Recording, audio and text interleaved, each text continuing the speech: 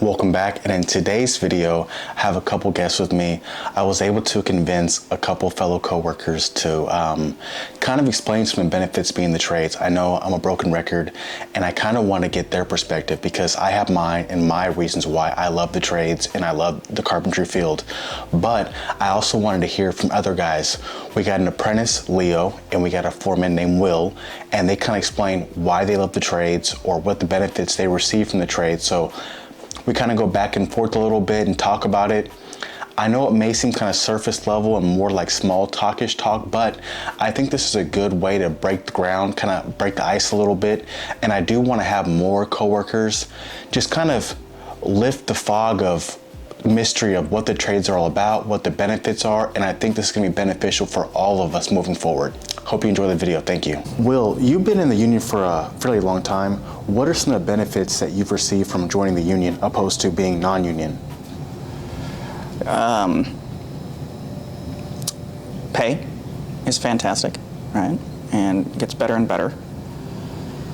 Healthcare is fantastic. I haven't found any other company that gives even close to the healthcare.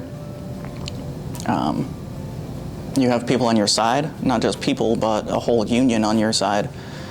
So if there's discrimination or if you're not getting paid fairly or just for any reason, even if you just have questions about if breaks are okay, you can call up the BA, the business associate for the union, and ask questions. If you're being discriminated against or you're not getting the right type of breaks or the right type of pay, then they're on your side. I mean, and that's nice, I think, because as a scab, you don't have that. It's just either give me my breaks or I quit. I mean, what are your choices, right? So it's just nice to have more people on your side as in being union.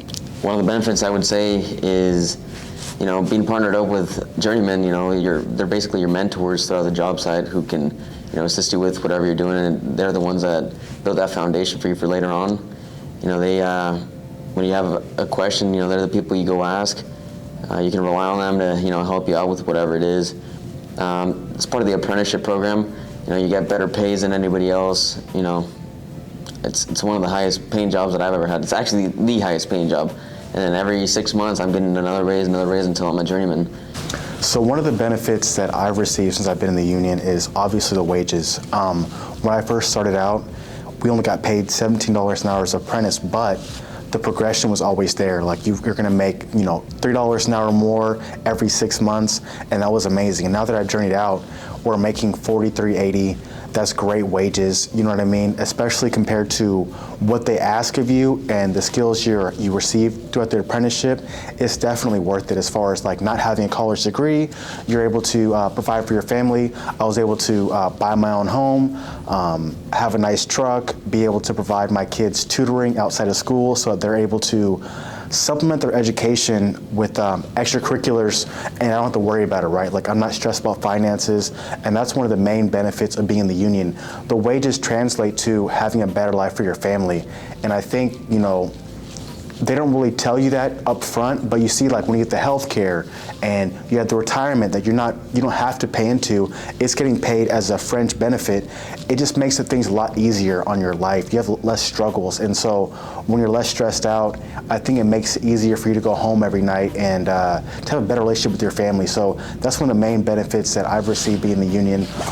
So I know your situation's a little bit different, Leo, because you're an apprentice. So what are some of the hardships and drawbacks that you experienced? So as an apprentice, it's kind of hard because you don't know everything, and that for me is like the number one, struggle. You get told to go do something, you don't understand it, and you don't want to look dumb by asking questions, or you want to go ahead and do it, but you're scared you might make a mistake. I personally found that, screw it, go make the mistake, but do it quick, and if you mess it up, I guess you learn. Some people don't like that approach, but it really depends on the degree, right? Obviously, some things are worth asking for. Can you give me an example of something that you've gone through maybe recently that's been a hardship that you've experienced? Today, for example, first thing in the morning, I do the check sheets, right? We check our equipment, make sure everything's operating as it should. One of our boom lifts was low on fuel. So there I am, happy little apprentice, filling up the boom lift, and didn't even realize it, didn't even double check, didn't even take the time to check, which, you know, horrible. But there I am pumping gas into a diesel boom lift. So, I mean, I messed up, right? I messed up, so what am I gonna do to fix it? You know, I know how to empty out the fuel tank, so there I am with a drain pan, which is a garbage can, you know, draining all the fuel into there. And sure enough, my foreman comes up and he asks what I was doing, and you can just imagine how it went from there. Drawbacks would be, for me, weather. Because it rains a lot and you get soaked, and if it's cold, you're freezing, right? Freezing and wet. I don't like to get up early. You have to get up early. Honestly, I don't really see a ton of drawbacks. I mean, everything for me is worth it. As far as being cold and being wet, it's well worth it just for the wages, and even getting off early is nice. Even though I don't like to get up early, getting off earlier is very nice. One of the toughest parts of the job for me is that a lot of construction doesn't really come natural to me. I haven't done a lot of this stuff outside of my career so far, so some of the things that I'm not used to, like when it's a brand new concept to me, it takes me a little while to get used to it, so that's been a drawback. You know, the weather being as bad as it is. I mean, I'm a local Oregonian, so I'm used to the rain, but I'm not used to like sitting in it like, you know, hours on end, where it doesn't matter what kind of rain gear you have, you're gonna get soaked. Like yesterday, we had like, you know, 2 or 3 inches of rain just constantly dropping on us, and so, you know, you try to stay dry as best you can, but it doesn't matter, you're gonna be soaked, so I tend to just put a sweater in my truck. But that's one of the drawbacks is, even though you go through your whole apprenticeship, there's still things you're gonna learn every day, and you're still gonna feel stupid every day if you haven't done this certain task. So just kind of get in your mind, like, you're gonna be learning, you're not gonna be perfect, and just going through that process, it's kind of difficult at times, especially when people are depending on you to be fast and you're trying to go really quickly. But those are the times that you make mistakes, when you try to rush too fast and you try to get production done, and, you know, you don't ask questions or you assume things. So I try to be a little bit more cautious when it comes to that. So I might be a little bit slower, but I think it works out better in the end. So I'm not making a costly mistake where we burn material up, where now we don't have that anymore, especially with how the supplies are right now. You know, I mean, you burn a couple pieces of hardy up, they might not have the shipment in there for another 3 months. So you got to make sure that you're fast but also efficient, and you're not making a lot of critical mistakes. What am I proud of throughout my career? I mean, I could say jobs. I could pick a specific job, but honestly, the way I work, I try to be proud of everything I do. Right? You walk away from something and you should be proud of it. So what I'm proud of, I think, is my thought process of what comes next. I've always been really good at that, and I like doing one thing in preparation for the next thing, right? Or the 40th thing, and you start with the one thing, and by the time you hit the 40th thing, that first thing ties perfectly together. So I would say I'm proud of just, I guess, being able to use my brain, because not everybody wants to do that. And so if you're good at it, do it, right? It's a good way to be a foreman. It's a good way to move up. I'd say that's what I'm most proud of. One of the things that I'm the most proud of throughout my career has been working at the historic U.S. Bank building downtown.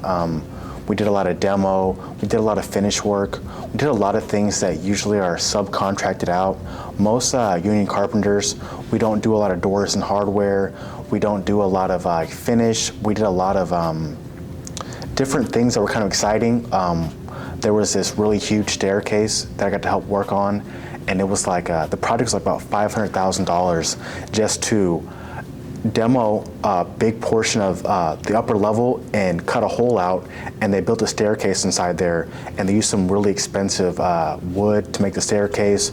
Just an amazing project overall, and be able to see that, you know, it's going to be there for 30, 40 years from now, and the fact that it was a historic building, like it's been there since, I want to say 1921, I think. So just to see all that history and to be a part of that, I really enjoyed that. And outside the job, just the fact that I was able to kind of change the trajectory of my family, you know what I mean? Like I'm able to provide my kids a lifestyle, and from my livelihood, I'm able to give them something I never had as a kid. So I really appreciate that, the fact that I'm able to do that with the union. I would say you're proud every day because every little thing you do, you walk away from it at the end of the day, and you see it, affecting the project you're doing. It's kind of like a little timeline, Every day is just a little more ahead to the finish line, and you're kind of proud of seeing everything go up. I think the proudest moment, though, would be Saltwood. It's one of the bigger projects I was able to work on, and my efforts were in the courtyard, all the concrete and everything like that. It was something new for me, so I learned a lot, and just how it looked, it was really nice. Being able to see the final product and being able to say like, hey, I did that. You drive by, sometimes you take the extra little long way just so you could see those little projects you worked on. Goals moving forward. I mean, I've hit a lot of them. I'm a general foreman, but obviously there's room to grow. So I've been thinking about going back to school, trying to maybe be a PM, or even if being a superintendent would be nice. And then having the schooling to go with that would really help with that. Obviously retiring. I'm getting to that age where I'm starting to look forward to it. So that's definitely a goal for me. Yeah, and then just having a good life. My main goal here was to learn as much as I could, and I've already learned a lot. Mainly because I really wanted to get into like fixing homes and flipping them. I really want to have like a real estate presence. I don't know if I'll be in the union my whole career, or retire through as a carpenter. But I know I'm learning a lot. I'm with the correct people to learn as much skills and knowledge to be able to be successful later in life.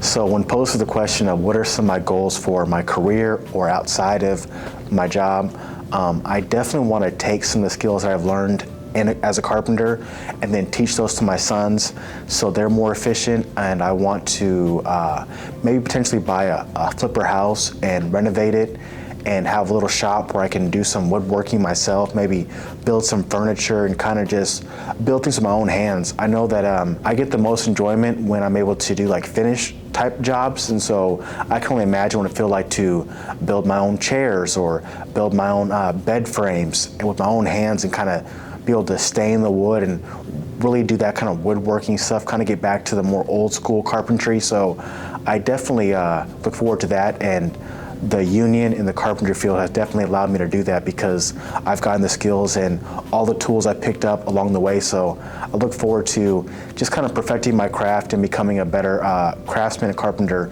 throughout time. I know I have a lot of time before I retire, so I'm just looking forward to the journey.